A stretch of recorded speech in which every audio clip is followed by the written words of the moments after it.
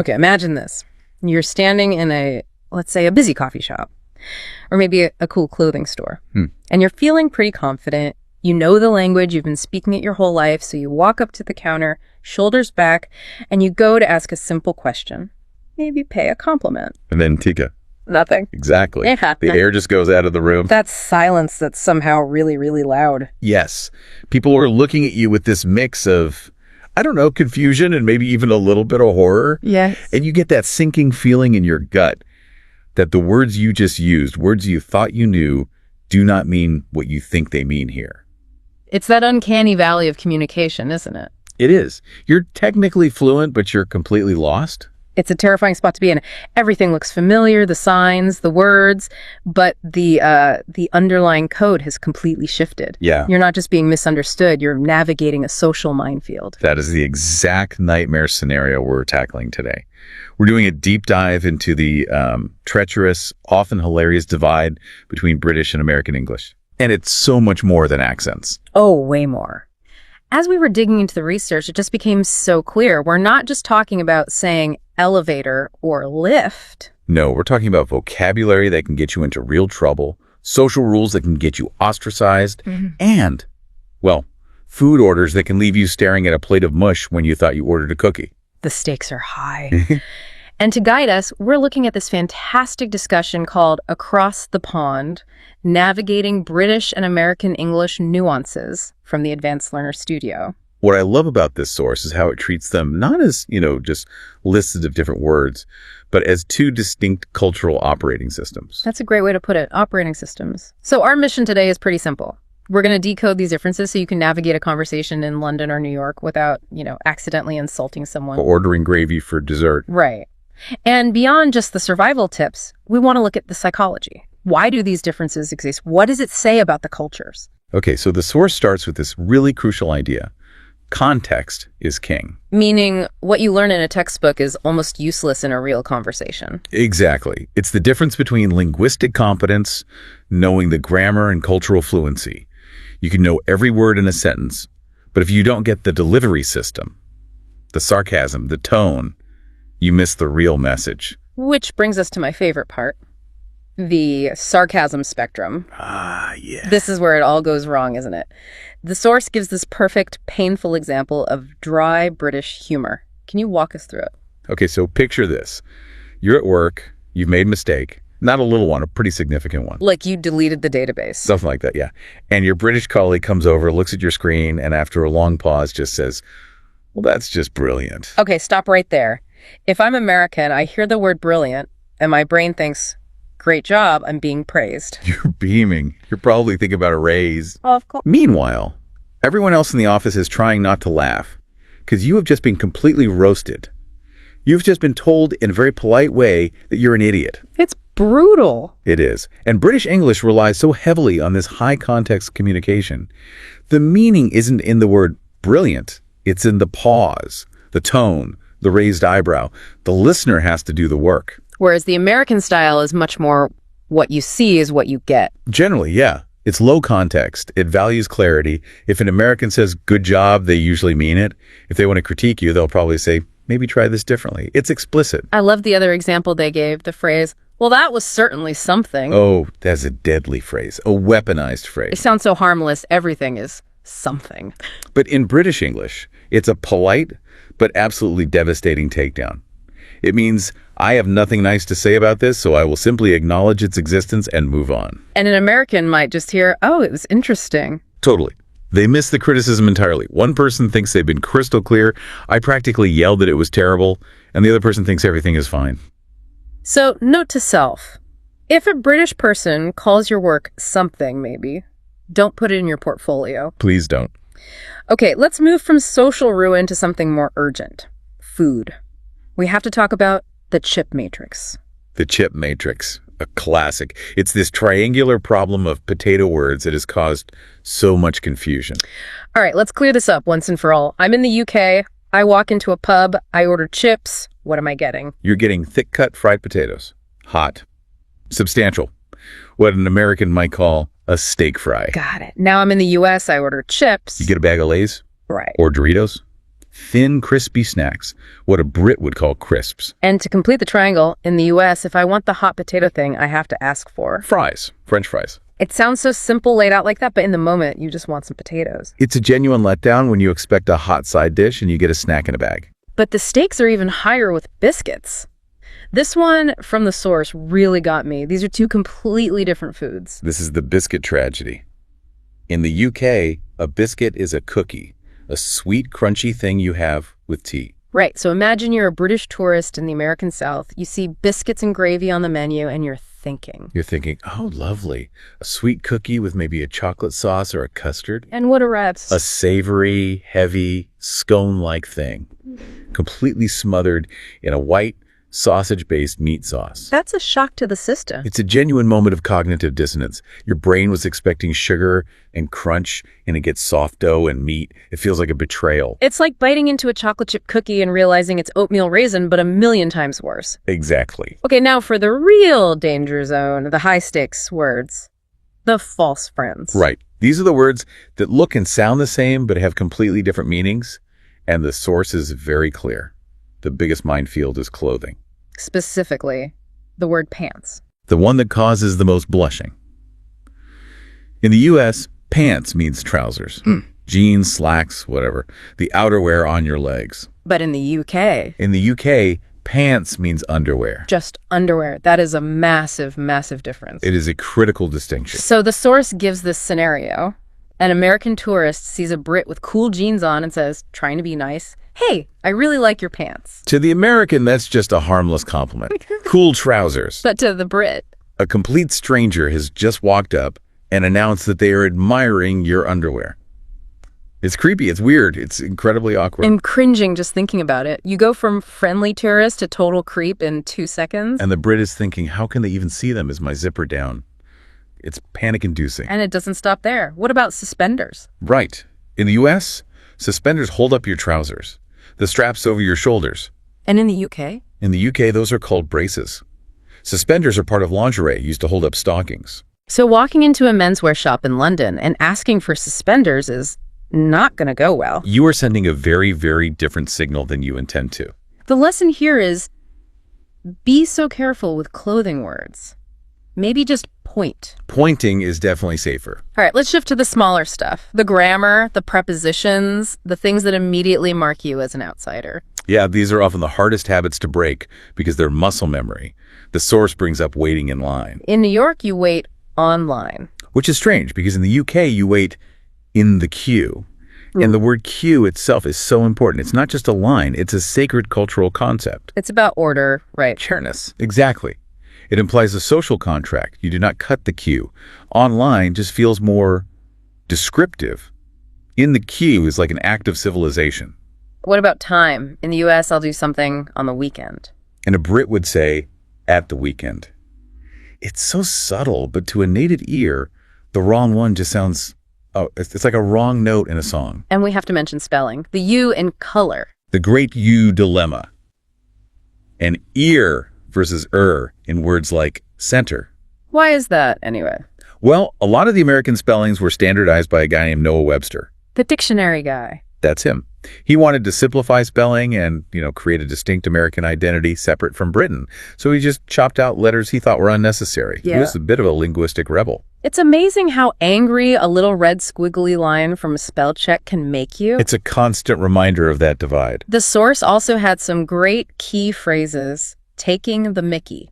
A classic. Just means teasing someone, making fun of them in a usually affectionate way. And sorted. I hear that one more and more. Sorted is a wonderful word. It means fixed, arranged, handled. Don't worry, I'll get it sorted. It implies a finality that fixed doesn't always have. I loved the story in the source about asking for a rubbish bin in New York. Right, instead of a trash can. She said trash can just felt foreign and weird to say. Which is funny because to an American, rubbish bin sounds so formal, almost Dickensian. It just shows you how attached we get to our own words. And of course, lift versus elevator. That's the classic test, isn't it? The first tell. Now, we've been talking about British and American English like they're two single things, but the source makes a really important point about regional variety. This is so crucial. There is no single British accent. That is a myth. The accent in Newcastle is wildly different from the accent in London. As different as Boston and Texas, maybe more so. Oh, definitely more so. The dialects in the UK are incredibly dense. You can drive for an hour, and the slang, the vowels, everything changes. The US is much more homogenous by comparison. So for anyone listening who wants to actually master this, what's the strategy? How do we adapt? Well, the source suggests a couple of things. The first is immersion in media. If you want to get crisp, formal British English, they say watch The Crown. Very precise. A lot of one must do one's duty. Exactly. But if you want to understand American slang and conversational rhythm, watch Friends or the US version of The Office. Pop culture as the new textbook. It's the best textbook because it gives you the context, you see the reaction, you learn what the words actually do in a conversation. And the other strategy is just asking. Inquiry. It sounds so simple, but people are afraid to look silly. But it's okay to say, sorry, what does taking the mickey mean? Most people are happy to explain. It shows you're actually trying to connect. Right. And the ultimate goal isn't to pick a side. It's to be able to code switch. A linguistic chameleon. In a way, yeah. It's adapting to your environment. If you're in London, try to say Q. If you're in New York, say fries. It's not about being right. Neither is right. It's about removing the friction from the conversation. It's about meeting people where they are. Exactly. So we've gone from potato confusion to accidental underwear compliments. It has been a journey. I think the real takeaway here is that language is all about connection. And when we ignore these little nuances, we risk isolating ourselves. Understanding these differences, even the silly ones about biscuits, is really an act of empathy. It's the difference between being a tourist who just expects everyone to understand them and being a guest who respects the local rules. Well said. And as we wrap this up, we want to leave you with a final thought. We've talked about how British English often relies on this high context sarcasm, the meaning is in the gaps, while American English values directness. Which raises a really profound question. If our language shapes how we see the world, does this mean we're actually processing reality differently? Right. Does a culture that speaks in irony experience emotions differently than a culture that says exactly what it means? Are we just using different codes for the same human experience? Or does the code itself actually change the experience? It's that classic question. Are we just describing the world with our words, or are we creating it? Something to think about the next time you order a side of chips or fries. Thanks for listening to The Deep Dive. See you next time. Welcome back to The Deep Dive. It is great to have you with us. Great to be here. Today, we are opening up a file that I think, it creates a false sense of security for a lot of people.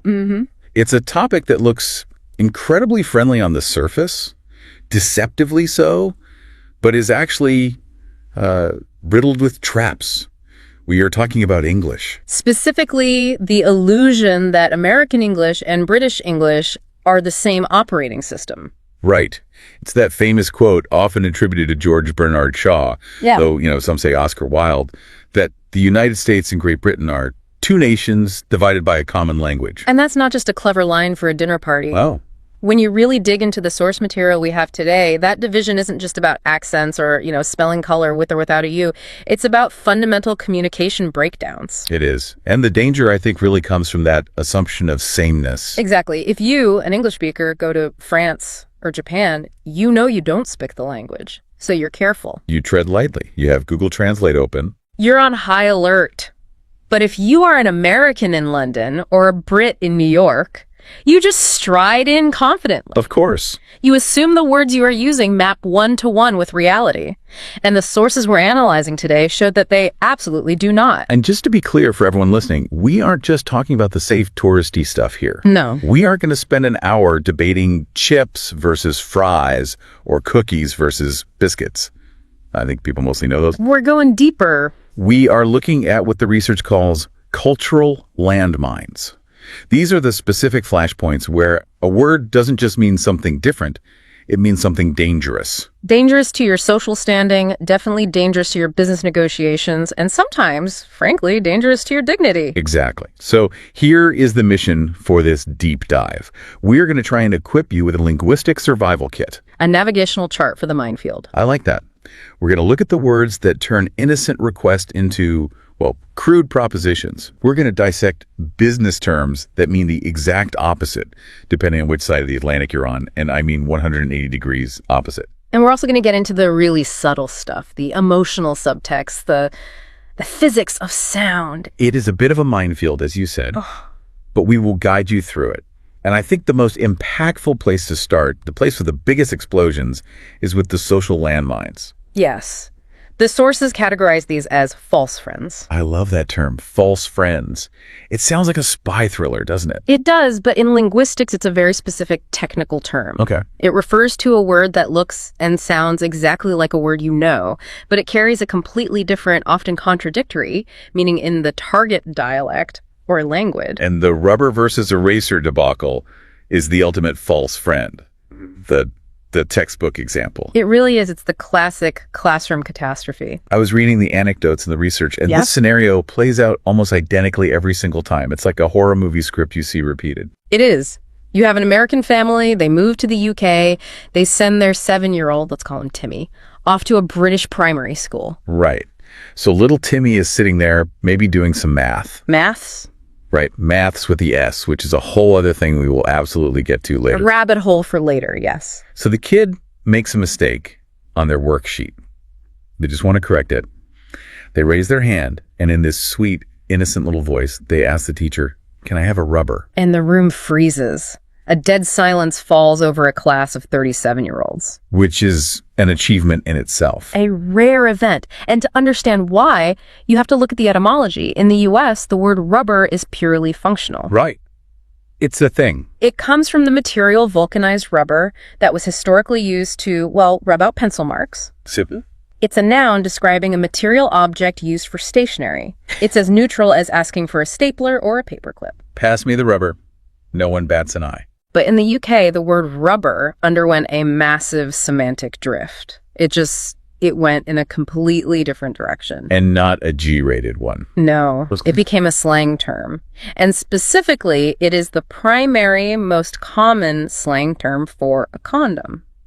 So you essentially have a second grader asking a teacher for a contraceptive in the middle of a silent classroom. That is exactly what is happening. And the sources point out that for the British teacher, this is a moment of just intense cognitive dissonance. I can't even imagine. Because on one hand, they know the child is American. They can probably guess what the child means intellectually. Sure, they can connect the dots. But the word itself is so socially charged in that context that it triggers a visceral reaction. It is almost impossible to suppress the initial shock. And what about the other kids, the British kids in the class? Well, they're 7, so you get this wave of stifled giggles spreading across the room. They know exactly what the word means in their world, and they cannot believe someone just said it to the teacher. And with the American child, it's just traumatizing. Utterly. They have no idea why the class is laughing or why the teacher looks horrified. They just wanted to fix a math problem. It's a perfect example of how an identical word can exist in 2 completely separate social universes. So what's the fix? What should poor Timmy have said?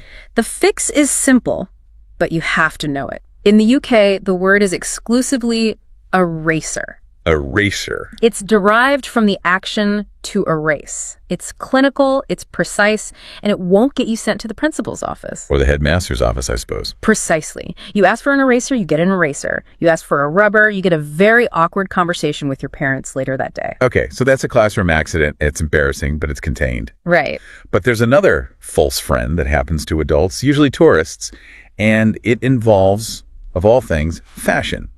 The fanny pack. Ah, yes. This is a fascinating one because it highlights how anatomical terms can evolve so differently in, relatively isolated populations. In the U.S., the word fanny it's very soft. It's almost a childish term for your buttocks, your behind. Right. It's something a grandmother might say. You fell and hurt your fanny. Or sit on your fanny. It's totally benign. So back in the 80s or 90s when those waist bags became popular, calling them fanny packs made perfect sense. It's a pack that rests near your fanny. It's descriptive. It's logical. It follows the rules. But if you walk into a shop on Oxford Street in London and ask for a fanny pack, you are going to get a very, very different reaction than you would at a Walmart in Ohio. Because fanny traveled a very different evolutionary path in the UK. Drastically different. In British English, fanny is not the rear end. It is a crude slang term for female genitalia. And not in a clinical, medical way. No, not at all. It is considered vulgar. On the scale of profanity, it's up there. It's essentially a swear word. So if you're an American tourist proudly shouting to your friend across a crowded London street, "Hey, have you seen my fanny pack?" You are essentially announcing that you have a bag specifically designed for your genitals. It turns a mundane fashion accessory into something deeply inappropriate and anatomically specific. It's jarring. And the sources mention that this is one of those errors that doesn't just cause confusion, it can cause genuine offense. People might think you're being deliberately crude or aggressive. They might think you're trying to make some kind of, a provocative statement. Exactly. When all you're looking for is a place to put your keys in your wallet. And the irony is, the item itself is incredibly popular in the UK, right? You see them everywhere. Oh, absolutely. People wear them at music festivals, going for a run, everywhere. They're very fashionable again. So what on earth do they call them? Because they obviously aren't calling them that. They call it a bum bag. A bum bag, which to my American ears sounds hilarious. I can imagine. In the US, a bum is usually a derogatory term for a homeless person or, someone who's lazy. He's just a bum. Right. But in the UK, bum is the standard, harmless, everyday word for buttocks. It is the direct equivalent of the American butt. So bum bag is the direct, literal translation of what Americans think fanny pack means. It's a complete inversion of terminology. The British bum is the American fanny, and the British fanny is something else entirely. So the rule here for any traveler is, if you are crossing the Atlantic, just delete the word fanny from your active vocabulary. That is the safest bet. Erase it completely. Stick to bum bag. Or if you want to be totally safe and neutral, you can say waist bag or built bag. That seems like the smart play. It avoids all potential for awkwardness. Okay, so those are the social landmines. You might get laughed at, you might get a stern look from a teacher. But I want to pivot now to where this gets expensive. The boardroom. Yes. We need to talk about the boardroom battlefield. This is where the stakes change significantly. In a social setting, people might forgive you because, you're a tourist, you don't know any better. There's some grace. There's grace. In business, a misunderstanding costs money. It costs time. It can derail a project. And there are words in business English that act like saboteurs. And the biggest saboteur in all the documents we reviewed seems to be the word table, which is so strange because it's such a solid, physical object. You wouldn't think it could cause so much chaos. It's the verb form that's the problem. To table emotion. This is a classic, and I mean classic, case of diametric opposition. The definitions aren't just a little different, they are 180 degrees apart. Okay, let's break this down. Let's maybe role play this a bit. I'm an American CEO. I'm in a heated board meeting with my London team. We're arguing about a potential merger. It's getting late. Tempers are frayed. A high-stakes situation. Exactly. I look at the clock. I'm tired. And I say, okay, folks, let's table this. What is my intent? What do I mean by that? Your intent, based on American parliamentary procedure, think Robert's Rules of Order, is to postpone the discussion. To stop it. Yes. You are taking the topic and putting it away on the table or, the image is putting it on the shelf to sit there idle until a later date, maybe indefinitely. You are killing the conversation for now. Right. I'm putting it aside. Let's table it. I'm done with it for today. We'll pick it up next quarter, maybe. But your British team, sitting across that very table, here's the exact opposite. No. In British parliamentary tradition, to table a motion means to bring it to the table, to lay it on the table for everyone to see. So, to discuss it now. To discuss it immediately. It means, let's stop the other chatter and focus on this right now. This is the priority. Oh, wow. So I think I've just hit the pause button. And they think you've just hit the big red go button. That's a nightmare. Yeah. I can just picture the scene. You can visualize the confusion, can't you? Yeah. You, the American CEO, start packing up your papers. Maybe you close your laptop, ready to move on to the next agenda item, or just go home. Yeah, I'm thinking, great, that's settled for now. And the British team leans in. They open their notebooks, they pick up their pens, and they start debating the finer points of the merger with renewed vigor. And I'm sitting there thinking, why are they being so disrespectful? Why are they ignoring me? I said we're done. And they're looking at you thinking, finally, the boss wants to get serious about this. Let's hammer out the details. It creates this massive, invisible misalignment of expectations. It's a total breakdown. And if you leave that meeting without clarifying, you have two teams working toward completely different goals and timelines. One team thinks the project is dead in the water. The other thinks it's priority number one. And a week later, everything is a mess. That is a recipe for absolute disaster. Is the takeaway here to just what, ban the word table as a verb in any international meeting? Honestly, I think so. That's what the experts and the sources recommend. In international business, the best practice is to avoid idioms that rely on these kinds of spatial metaphors. Be explicit. Be painfully explicit. Say, let's postpone this discussion until next week, or let's focus on this topic right now. Don't leave any room for the table to flip on you, so to speak. Okay, that's a big one. But there's another business word that came up in the notes that is much, much sneakier. It's not an opposite meaning, but it's a difference in amplitude, a difference in volume. The word quite. The quite trap. This is so subtle, but it absolutely destroys performance reviews and feedback sessions. It's all about the perceived intensity of the word. Okay, let's start with the U.S. side. In the U.S., quite is a strong intensifier. If I tell you, your analysis was quite good, I'm emphasizing the good. Right. I mean, it's very good. It was excellent. It's a solid compliment. It's arguably stronger than just saying good. It's glowing praise. It means you've exceeded expectations. You hear quite good from your American boss. You're thinking about a promotion. But in the UK, quite does the opposite job. It acts as a mitigator. Exactly. It softens or lessens the word that follows. It means somewhat, fairly, or reasonably. It's a qualifier. So in Britain, quite good means not bad. It means acceptable. It means it meets the minimum standard, but that's it. It often implies a reservation. It was quite good, considering you didn't have much time. It is absolutely distinct from very good. It's actually a form of damning with faint praise. That is terrifying for an employee. You can just imagine the scenarios. An American manager is giving a performance review to a British employee. The manager says, your work this year has been quite impressive. The American manager thinks they just gave the employee an A+. They're smiling, they feel great. And the British employee walks away thinking, he thinks my work is just mediocre. I need to update my CV. He said it was only quite impressive. It's a total disconnect. And it works the other way, too, which might be even more dangerous. How so? A British boss tells an American employee, this report you submitted is quite good. Okay, the American hears that. The American high-fives their team. They go out for drinks, thinking they absolutely nailed it. They're waiting for the praise to continue. But the British boss is actually thinking. The boss is thinking, okay, this is a passable first draft, but I'm waiting for the much-improved final version. They've given feedback that work is needed, but the American completely missed the subtext. And then the boss gets angry when the final version never arrives, because the American thinks they're already done. And it creates this invisible friction. The American thinks the Brit is cold and hard to please. The Brit thinks the American is arrogant and delusional about their own performance. And it all hinges on the calibration of that one little word. The calibration, that's the perfect way to put it. It really connects to this broader theme that came up again and again in the research, which is about decoding emotional subtext.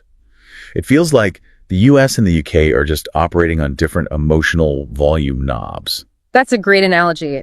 Generally speaking, American English, and by extension American culture, is calibrated to a higher volume of enthusiasm and directness. We tend to be more explicit with our feelings. Right. British English, on the other hand, is calibrated to understatement. The famous stiff upper lip. Yes, though it's evolved, I don't think it's just about stoicism anymore. It's more about social harmony. In the UK, minimizing your expressed emotion is a way of being polite. It's about not imposing your feelings on others. You don't want to make a scene or make other people feel uncomfortable with your big emotions. Whereas in the US, amplifying your emotion is a way of showing engagement and optimism. It's seen as a positive. It's seen as authentic. And this difference leads to some major misinterpretations, especially around negative emotions. The source material had this section called the anger scale. This part made me laugh, but it's actually really, really serious. It is deadly serious in a negotiation or a personal relationship. If a British person is absolutely furious, I mean, incandescent with rage, plotting your demise, they will often reach for a phrase like, I'm a bit disappointed, or maybe I'm rather cross about that. A bit disappointed. To an American, that sounds like you didn't get the table you wanted at a restaurant. It sounds like a very minor inconvenience. Exactly.